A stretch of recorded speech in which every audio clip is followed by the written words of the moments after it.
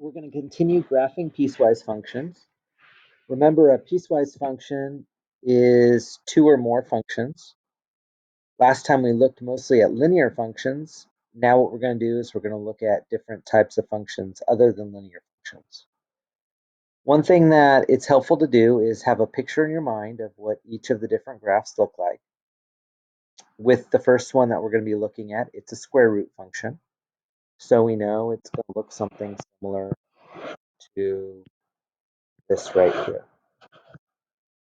The second one is a cube root function, and we know it's going to look something similar to this right here. So we kind of have a visual in our mind of what we're going to be graphing. Now, first thing that we want to do is we always want to start with our domain. Now, in our first case, our domain is 1, so what we want to do is we want to start with 1. Because we're going to be using multiple points, what I'm going to do is just set up an XY chart. So this first XY chart is going to be based off of my first equation. I start off with a 1 because my domain is 1, and when I plug in a 1, 1 minus 1 is 0. The square root of 0 is 0, minus 1 is negative 1. So I have 1, negative 1 as my first point. Then what I'm going to do is I'm going to pick my next number. So after 1 would be 2. I'm going to plug in a 2. 2 minus 1 is 1. Square root of 1 is 1. 1 minus 1 is 0. Then, because it's not linear, I'm going to pick a third point.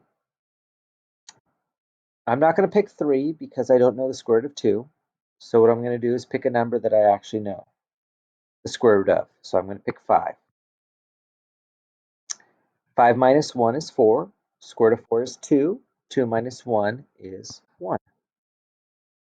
Now what I'm going to do is I'm going to look at my second equation. I'm going to make an XY chart because I have more than 2 ordered pairs that I'm going to be working with. First one that we always want to choose is where our domain starts. So we have 1. I'm going to plug in a 1. Cube root of 1 is 1, plus 2 is 3. Next thing I'm going to do is pick the next square root that I know, which would be 0, since I want a number less than 1. Cube root of 0 is 0, plus 2 is 2. Next one is going to be negative 1. Cube root of negative 1 is negative 1, plus 2 is 1. So now what I'm going to do is I'm going to graph my two different functions. For the first one, I have 1, negative 1. And remember, it's an open circle. Then I have 2, 0. And I have 5, 1, which is going a little bit off. And so notice that it looks similar to what I had in my mind. Next one, I'm going to start at 1, 3.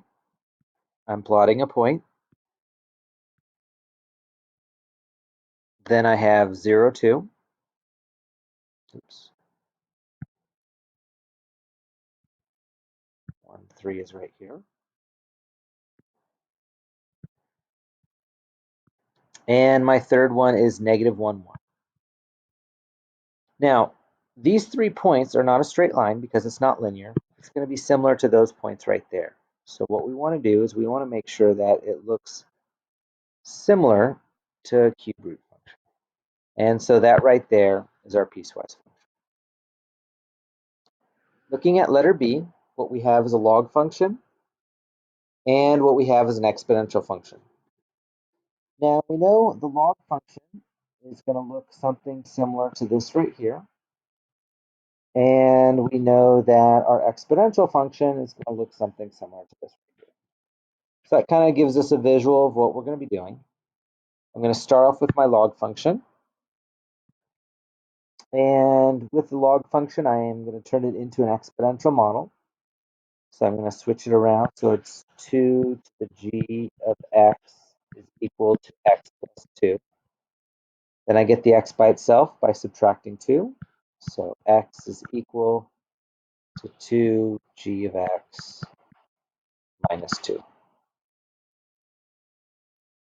Now, with my table of values, I'm going back to using my negative 1, 0, 1. we're going to see where this leads us with our x values. Even though our domain is our x, with logarithm functions, we have to use our y's. We're going to plug in the -1. It flips. And what we have is -1.5.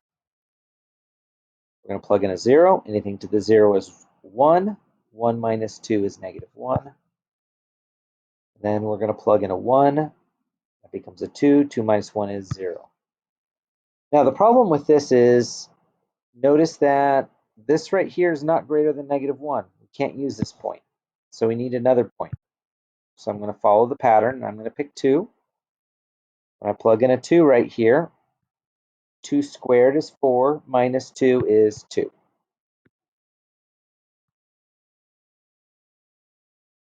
Now what we're going to do is we're going to look at our exponential model. With the exponential model, this is a little bit easier because when we have our XY chart, notice that we have a -1 right here. So we can start with -1. And then what we're going to do is we're going to be picking points that are less than -1. -2, -3. When I plug in a -1 right here, -1 plus 1 is 0. Anything to the 0 is 1. 1 plus 1 is 2. I plug in a -2. -2 plus 1 is -1. It flips. So we have 1.5. And when I plug in a -3, -3 minus 1 is -2. So this becomes 1/4 plus 1 is 1.25.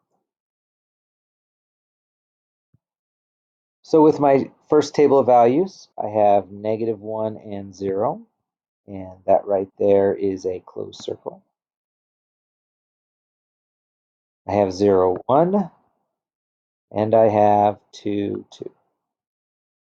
And so if you're looking at this right here is part of a logarithm equation that I kind of had in my mind.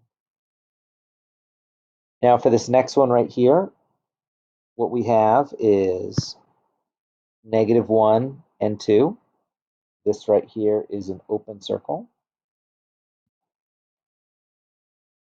Then I have, -2 right here. Then what I have is